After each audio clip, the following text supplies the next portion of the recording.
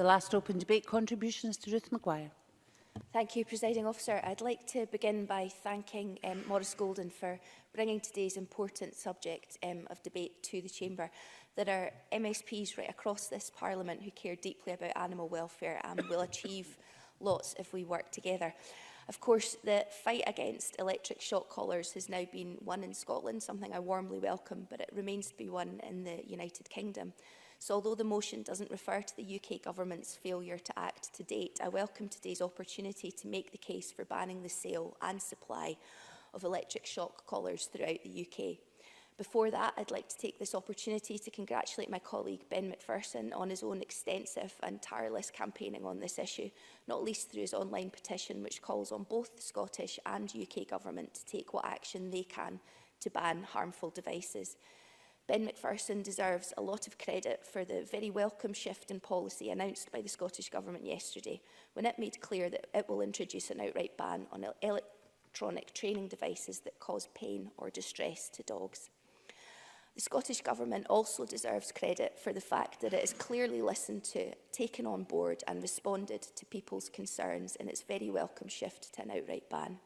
Both Scotland and Wales have now concluded that the best way to protect animal welfare is to ban electric shock collars, and it's crucial that we now turn our attention towards pressuring the UK Government to use its power to ban the sale and supply of these harmful devices across the UK.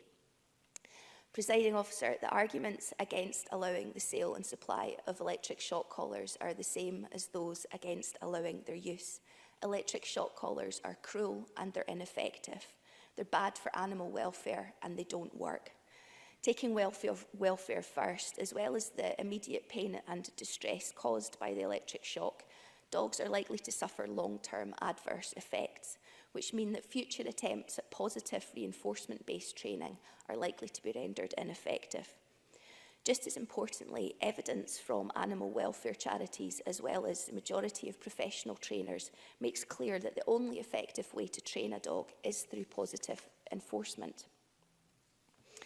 In the interests of both animal welfare and effective training, I wholeheartedly agree with the Dogs Trust that under no circumstances should we condone the use of equipment or techniques that cause pain or fear to train a dog.